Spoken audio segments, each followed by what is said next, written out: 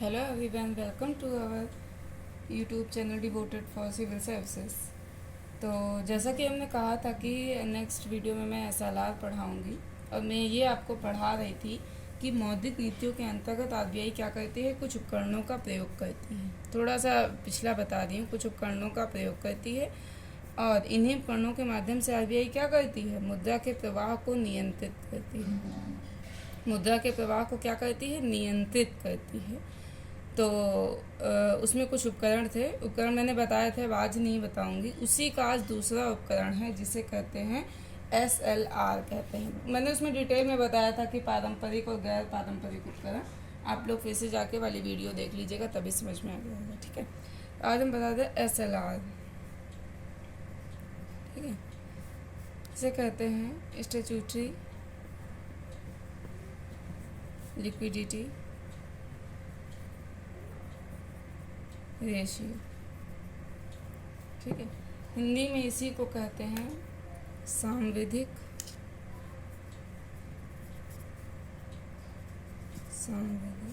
या वैधानिक तरलता अनुपात। ठीक है, तो मैं बार बार एसएलआर बोलूँगी, आप लोग समझ आइएगा, सांविधिक या वैधानिक तरलता अनुपात। ठीक है, एसएलआर को समझने से पहले ज़रूरी है कि गवर्नमेंट सिक्योरिटीज़ समझना, क्योंकि मैं अभी बोलूँगी तो आप लोगों को समझ में नहीं आएगा। गवर्नमेंट सिक्योरिटीज़ बोलिए या सरकारी प्रतिभूतियाँ, इसको समझ लेते हैं थोड़ा सा, फिर अभी एसएलआर पे तुरंत आते हैं। ठीक है, देखिए भारत क्या करती है, सरकारी बैंकों के लिए बैंक का काम करती है। भारत सरकार के लिए बैंक का काम कौन करता है, आरबीआई करता है। ठीक है ना, तो आरबीआई को भारत सरकार का क्या कहते हैं, इसीलिए बैंक कहते हैं। क्यों? क्योंकि आरबीआई किसके लिए बैंक का काम करता है, भारत सरकार के लिए बैंक का काम आरबीआई ही करता है, केवल आरबीआई ही करता है। ठीक है, तो इसीलिए आरबीआई को भारत सरकार का बैंक कहते हैं। ठीक है, और बैंक की भूमिका होती है जमा राशि लेना, ऋण देना। बैंक की भूमिका क्या होती है, जमा राशि लेना, और ऋण देना। ठीक है, कहने का मतलब ये होता है कि जब भी भारत सरकार को ज़रूरत पड़ती है ऋण की, जब भी भारत सरकार को ऋण की ज़रूरत पड़ती है, ऋण की आवश्यकता है, ज़रूरत पड़ती है, तो आरबीआई इसमें सहयोग करती है। सहयोग कैसे करेगी कि वो सरकार क्या करती है कि सरकारी प्रतिभूतियाँ जारी करती है और इन सरकारी प्रतिभूतियों को सरकार आरबीआई को दे देती है। देख लीजिए, गवर्नमेंट ऑफ इंडिया क्या करती है, सरकारी प्रतिभूतियाँ जारी करती है। सरकारी प्रतिभूतियों को गवर्नमेंट ऑफ इंडिया आरबीआई को दे देती है। आरबीआई वही प्रतिभूतियाँ किसी भी बैंक को दे देती है। बैंक क्या करती है, उस प्रतिभूति के बदले इसको पैसा दे देती है और वही पैसा आरबीआई उठा करके किसको दे देती है, गवर्नमेंट ऑफ इंडिया को दे देती है। कैसे देती है, लेकिन ऋण के रूप में देती है, इस बात का ध्यान रहे, ऋण के रूप में देती है, ऋण के रूप में देती है। और ये किन बैंकों को देती है, वाणिज्यिक बैंकों को देती है। ठीक है, वाणिज्यिक बैंक जैसे वाणिज्यिक बैंक एक लाइन में कहें तो जो लाभ बनाने के उद्देश्य से होते हैं। क्या होते हैं, जो लाभ बनाने के उद्देश्य से होते हैं। जैसे एसबीआई ले सकते हैं, पीएनबी ले सकते हैं, एक्सिस, आईसीआई, इस तरीके से काफ़ी बैंक्स। ठीक है, तो फिलहाल ये नाम है। ठीक है, उसके बाद में फिर क्या होता है, पैसा आरबीआई के पास चला गया, आरबीआई ने पैसा किसको दे दिया, गवर्नमेंट ऑफ इंडिया को दे दिया। और सरकार फिर क्या करती है, इस पैसे से अपने खर्चों को पूरा करती है। फिर सरकार आरबीआई को क्या देती है, ब्याज देती है, क्योंकि उसने ऋण लिया है। फिर वही ब्याज आरबीआई किसको दे देती है, बैंक को वापस दे देती है। अब पहले होता क्या था कि जो गवर्नमेंट सिक्योरिटीज़ थी कागज़ पे जारी होती थी, अब क्या होता है, इलेक्ट्रॉनिक फॉर्म में जारी। ध्यान रहे सरकारी प्रतिभूतियाँ जैसे मान के चलो 5 करोड़ की है तो 5 करोड़ गवर्नमेंट ऑफ इंडिया इनको रुपए नहीं देती है। सिर्फ पहले क्या होता था, इस पर 5 करोड़ लिख देते हैं कि मैं भाई ये जो मेरा कागज़ है ये 5 करोड़ का है, तो हम लोग क्या करेंगे, इस कागज़ को 5 करोड़ का मान लेंगे। अब ऐसे थोड़ी ना है कि कह रही है और सरकार ने कहा है तो उसको हमें 5 करोड़ का मानना पड़ेगा। क्यों? क्योंकि बदले में बाद में सरकार क्या करती है, यही 5 करोड़ हमें ब्याज के साथ वापस करती है। बात समझ में आई? तो जितने का भी कहती है वो हमें मानना पड़ेगा। कोई 5 करोड़ हो गया, 10 करोड़ हो गया, 1 लाख, 2 लाख, 4 लाख, 10 लाख, 20 लाख, इस तरीके से। तो अब फिर होता क्या है कि अब इलेक्ट्रॉनिक फॉर्म में जारी होता है। फ़र्क इतना हो गया है। इतनी बात आई समझ में आप लोगों को? आई होप आई हो। अब क्या ये जो प्रतिभूति होती है बैंक के पास हमेशा रहती है? ऐसा नहीं है। जो ये प्रतिभूति होती है वो बैंक के पास हमेशा नहीं रहती है। इसकी कुछ क्या होती है, परिपक्वता अवधि होती है। जो सरकारी प्रतिभूतियाँ होती हैं, गवर्नमेंट सिक्योरिटीज़ होती हैं, इनकी कुछ परिपक्वता अवधि होती है, यानी कि कब ये मेच्योर होंगी। ठीक है, तो मान के चलो यदि किसी की परिपक्वता अवधि 365 दिन की है, कोई गवर्नमेंट सिक्योरिटीज़ है उसकी परिपक्वता अवधि 365 डेज़ की है, तो वो बिल कहलाएगी। ठीक है ना। और अगर 365 से अधिक है, 365 डेज से अधिक है, तो वो क्या कहलाएगी, बॉन्ड कहलाएगी। क्या कहलाएगी, बॉन्ड कहलाएगी। ठीक है, इतनी बात आ गई होगी समझ में। अब मान के चलो कोई बिल जारी होता है, यानी कि जाहिर सी बात है कितने दिन का होगा, वो 365 दिन का होगा, तो उसका जो मेच्योरिटी टाइम होगा, ठीक है समझो, मान के चलो कोई बिल जारी हुआ 365 दिनों के लिए ही जारी होगा बिल, ध्यान रहे। ठीक है, तो इसकी जो परिपक्वता अवधि होगी वो या तो 91 डेज़ की होगी, नहीं तो क्या होगी 182 डेज़ की होगी, और नहीं तो 364 डेज़ की होगी। ये इतने टाइप होते हैं। कोई बिल जारी होता है तो उसकी परिपक्वता वो कितने दिनों का होगा बिल, मैंने बताया अभी 365 दिन का ही होगा। और इसका जो मेच्योरिटी टाइम पीरियड होता है या तो 91 डेज़, नहीं तो 182 डेज़, और नहीं तो फिर 364 डेज़ का ही होता है। यानी कि फिर क्या होगा, 364वें दिन के बाद 365वें दिन यह बैंक वही प्रतिभूति आरबीआई को वापस कर देगी। ये बैंक क्या करेगी, मैंने बताया था ना, बैंक वही प्रतिभूति किसको वापस कर देगी, आरबीआई को वापस कर देगी। और आरबीआई वही प्रतिभूति किसको वापस कर देगी, गवर्नमेंट ऑफ इंडिया को वापस कर देगी, वो भी भारत सरकार से ब्याज समेत लेकर। यानी कि जब ये प्रतिभूति इसको वापस करेगी तो आरबीआई क्या करेगी, भारत सरकार से जो इसने ऋण के रूप में प्रतिभूति उसको दी थी, यानी कि इससे क्या लिया था, सबसे पहले प्रतिभूति लिया था। इससे मान के चलो कोई प्रतिभूति है उसने 365 दिन के लिए ली, ठीक है, उसकी परिपक्वता अवधि मान के चलो 364 दिन की है। उसने क्या किया, वही प्रतिभूति उठा करके इसको दे दी, बैंक को दे दिया। अब बैंक जब 364 दिन पूरे हो जाएंगे, 365वें दिन बैंक क्या करेगी, वही प्रतिभूति इसको दे देगी आरबीआई को, और आरबीआई वही प्रतिभूति बैंक को इसको गवर्नमेंट ऑफ इंडिया को दे देगी। तो जब गवर्नमेंट ऑफ इंडिया को दे देगी तो उससे क्या ले लेगी, ब्याज समेत पूरा पैसा ले लेगी, और वही पैसा उठा करके बैंक को दे देगी आरबीआई। बात समझ में आई? तो इस पूरे प्रोसेस में बैंक को कोई भी घाटा नहीं होता। ठीक है ना, कोई भी घाटा नहीं होता है बैंक को। इतनी बात समझ में आई? ये हमारा क्या था, गवर्नमेंट सिक्योरिटीज़ था। हमने जैसा कि बताया सलाह समझने के लिए गवर्नमेंट सिक्योरिटीज़ ज़रूरी था, तो बस ये थोड़ा सा बाकी आगे डिटेल में, काफ़ी डिटेल में बताएंगे। अभी के लिए फ़िलहाल इतना समझ लीजिए। फिर अब SLR पढ़ते हैं जो कि मुझे पढ़ना था। SLR, हाँ देखिए SLR शुरू कर रहे थे। तो SLR में क्या था कि एक जो बैंक होती है, CRR में पढ़ा चुकी हूँ, एक जो बैंक होती है उस बैंक की कुल जमा राशि, यानी कि NDTL जिसे हम कहते हैं, पिछली वीडियोस में मैंने पढ़ाया था। ठीक है, मांग सावधि जमा देता वो कहते हैं, लायबिलिटी। ठीक है, तो इसको आप लोग पिछली वीडियो से देख लीजिएगा। फ़िलहाल के लिए थोड़ा ये समझ लीजिए NDTL क्या होता है, कि जो बैंक के पास टोटल जमा राशि आती है, चाहे वो FD हो, RD हो, FD हो या RD हो, या फिर जो डिपॉजिट किया गया हो किसी भी तरीके से, चाहे वो सेविंग अकाउंट में डिपॉजिट किया गया हो, चाहे फिर वो करंट अकाउंट में डिपॉजिट किया गया हो, वो होता है उसका पूरा NDTL होता है। ठीक है, खैर आगे बढ़ते हैं। तो SLR एक बैंक की कुल जमा राशि का एक निश्चित हिस्सा है जिसे बैंक को अपने पास ही रखना होता है, उसे वो खर्च नहीं करेगी।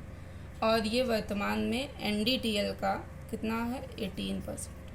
SLR कोई पूछे इस समय कितना है तो 18%। ठीक है, अब बैंक SLR में कोशिश करती, देखिए जो SLR होता है ये 3 फॉर्म्स में रखा जा सकता है। SLR कितने फॉर्म्स में रखा जा सकता है, 3 फॉर्म्स में। एक तो नकद में रखा जा सकता है, दूसरा गोल्ड के रूप में रखा जा सकता है, और तीसरा गवर्नमेंट सिक्योरिटीज़ के फॉर्म में रखा जा सकता है। ठीक है, अब देखिए नकद में जो पैसा रखती है बैंक, वो क्या होता है कि उससे बैंक को कोई लाभ नहीं मिलता है। नकद में जो पैसा, भाई 5 रुपये है, एक बात बता दी, या 1000 रुपये है, उसने 1000 रुपये रखा तो वो 1000 रुपये रखा रहेगा, उससे वो कोई लाभ नहीं कमा पाएगी। जैसे रखा है वैसे ही रखा रहे। तो ये पैसा होता क्या है, अर्थव्यवस्था से बाहर रहता है। नकद वाला पैसा क्या रहता है, अर्थव्यवस्था से बाहर रहता है, इससे कोई भी वो लाभ नहीं बना पाती बैंक। ठीक है, अब गोल्ड में क्या रहता है, रिस्क काफ़ी ज़्यादा रहता है। रिस्क का मतलब क्या है कि गोल्ड के रेट काफ़ी तेज़ी से ऊपर और काफ़ी तेज़ी से नीचे होते हैं। तो हो सकता है मैंने आज गोल्ड ख़रीदा 1 लाख का, कल को बिका मेरा 95,000 का या 90,000 का, तो हमें इसमें क्या हो गया, घाटा हो गया। तो बैंक कोशिश करती है कम से कम गोल्ड रखे। बचा गवर्नमेंट सिक्योरिटीज़, जो कि बैंक के लिए अगर फ़ायदेमंद इन तीनों में से फ़िलहाल कोई है तो क्या है, गवर्नमेंट सिक्योरिटीज़ ही सबसे ज़्यादा फ़ायदेमंद रहती हैं बैंक के लिए।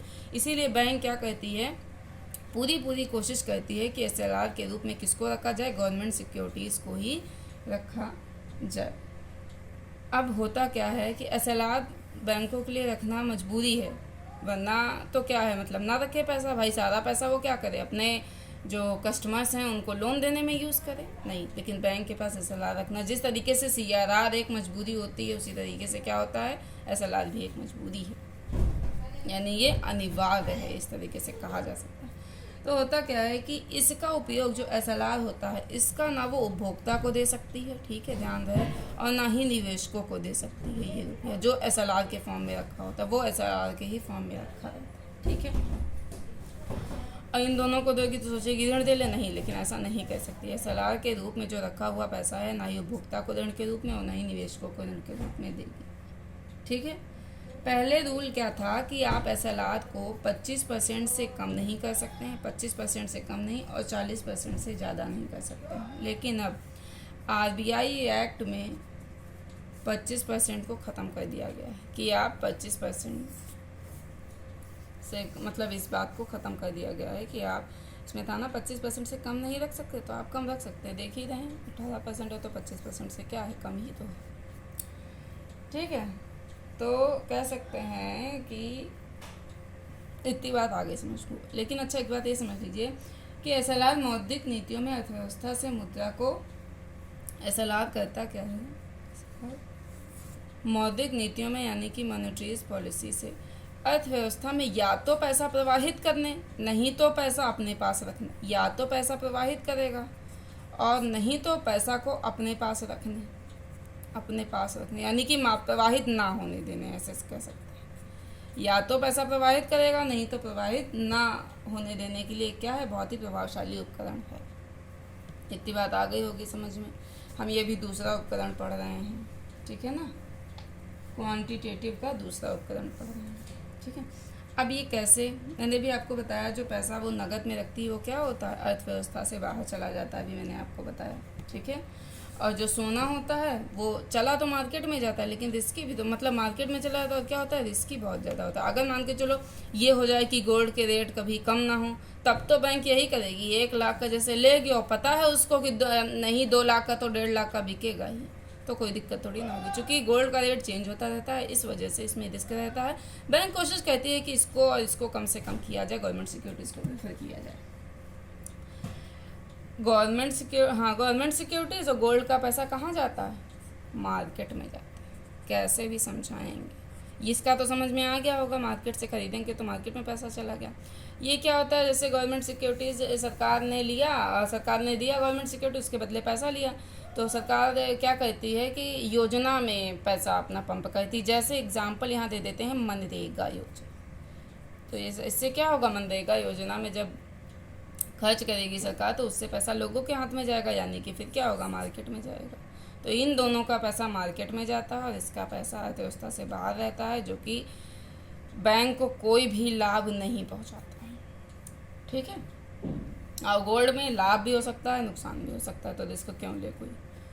ठीक है, अब होता क्या है कि एसएलआर ऋण की दिशा को परिवर्तित कर देता है। एसएलआर ऋण की दिशा को परिवर्तित कर देता है। कैसे, अब ये समझ लेते हैं।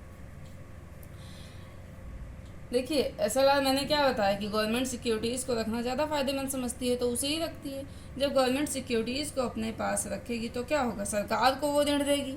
किसको देगी ऋण, सरकार को। अगर गवर्नमेंट सिक्योरिटीज़ जैसे ना रखती एसएलआर को, अगर बैंक को ये हो जाता है कि एसएलआर रखना भाई कोई ज़रूरी नहीं है आपके लिए, आप रखिए चाहे ना रखिए, तो वो क्या करती, पब्लिक को ऋण देती।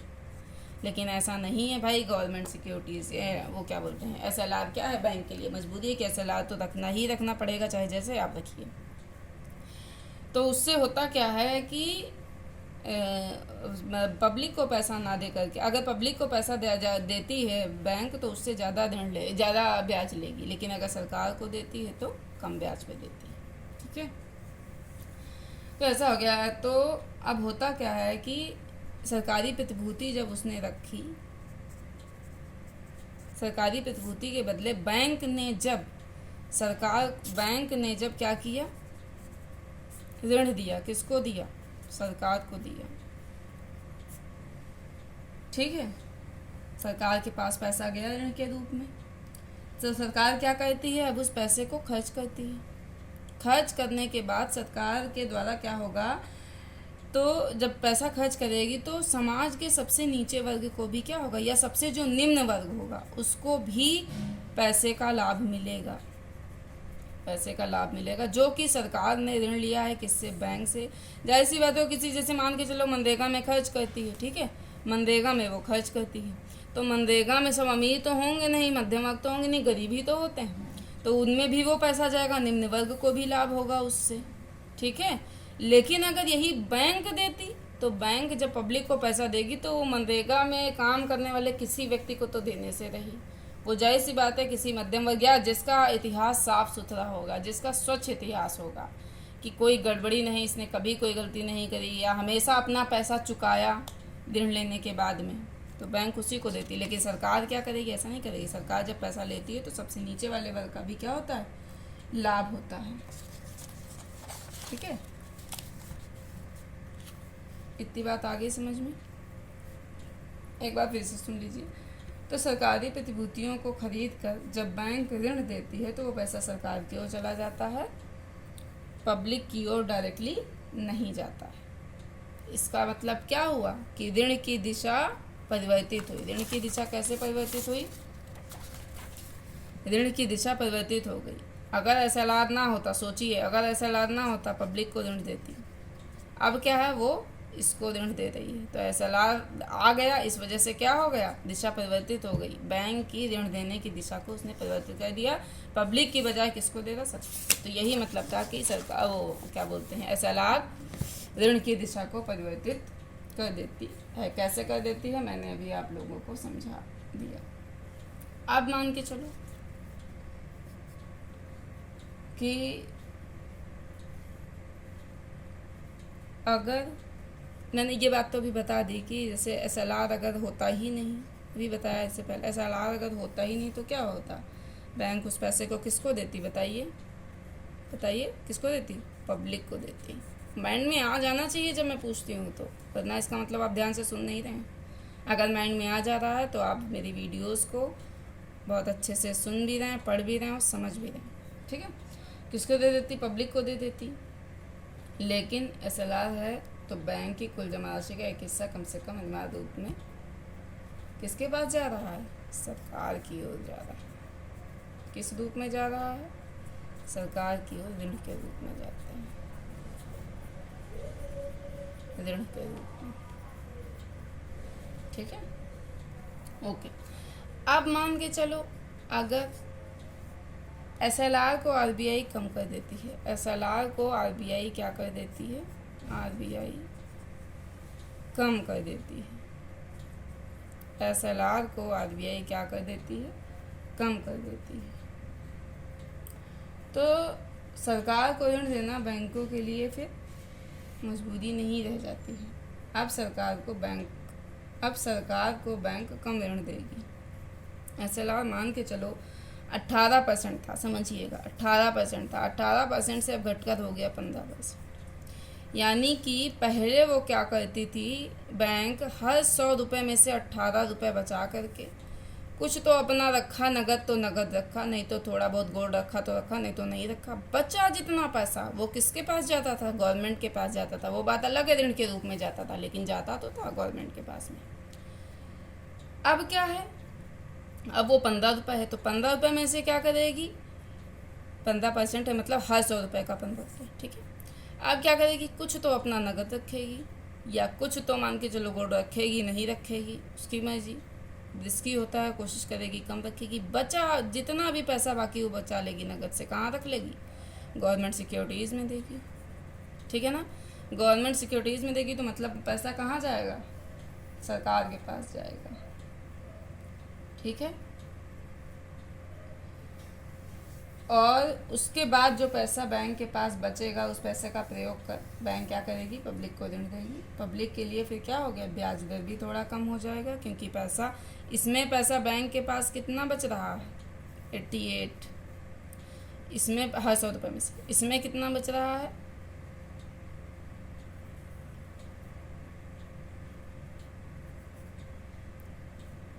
85, यहाँ पे 88 तो नहीं बचेगा, 82 बचेगा, सॉरी, यहाँ पे 82 बचेगा, और यहाँ पे क्या बचेगा, 85 बचेगा। तो यहाँ पे 85 इसके पास अब बचेगा, यहाँ पे 82 बचेगा। तो जाहिर सी बात है, जो 3 रुपये हमारा बढ़ा है वो किसको देगी, अब पब्लिक को ऋण देने में वो यूज़ कर पाएगी। बात समझ में आई? आई होप आप लोगों को आ गई होगी। और जब वो पब्लिक को ऋण देने में यूज़ करेगी तो ब्याज दर भी अपेक्षाकृत इससे थोड़ा सा यहाँ पे कम होगा, ब्याज दर थोड़ा कम होगा। अब होता है कि SLR की गणना भी कैसी होती है, हमारी पाक्षिक होती है, यानी कि हर 14th डे होती है, पाक्षिक यानी कि हर 14वें दिन होती है, ठीक है। अब देखिए, जो SCRR मैंने पहले बताया था क्या होता है, कैश रिजर्व रेशियो होता है, ठीक है। कितना इस समय है, 3.5% मैंने बताया था। प्लीज़ पिछली वीडियोस को देखिए। अब मैं अगर यहाँ CRR बताने लगूँगी तो फिर वीडियो CRR की ही बन जाएगी फिर से, तो इसलिए कोशिश कीजिए पिछला जाके देखिए, मैं ज़्यादा यहाँ नहीं बता सकती। कैश रिजर्व रेशियो होता है ये, ठीक है। CRR और SLR दोनों रिजर्व रेशियोस होते हैं, और SLR दोनों क्या होते हैं, रिजर्व रेशियोस कहलाते हैं, ठीक है। ये ना सिर्फ मौद्रिक नीतियों के उपकरण हैं, बल्कि दोनों भारत